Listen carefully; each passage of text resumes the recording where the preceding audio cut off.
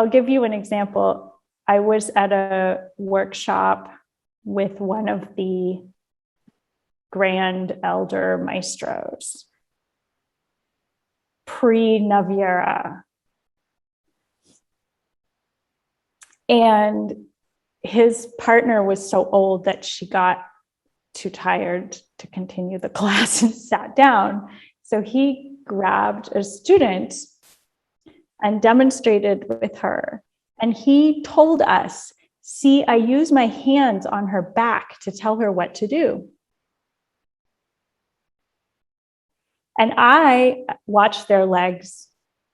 And I was watching what was happening in his legs and the relation between his legs and his spine while he did this movement. And it seemed to me that it was more consistent with a full body method of marking. And I went to the student afterwards and I said, could you just tell me what you experienced when you demonstrated with him? And she was like, his whole body. And that whole body biomechanical mark is what I've experienced from every good mark everywhere in the world, every different kind of milonga in Buenos Aires.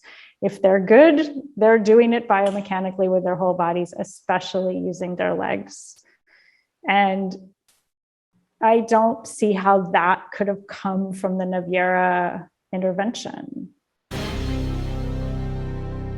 For those of you who have been dancing tango for years, but you feel that you can't quite capture the essence of it and step up to the next level, still struggling to communicate in the language of tango.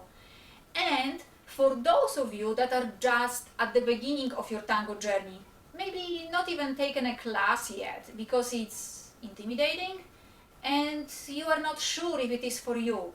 Never before has this ensemble of tango experts came together to reveal the unique and ever-changing thought process behind teaching, learning, sharing, and evolving Argentine tango.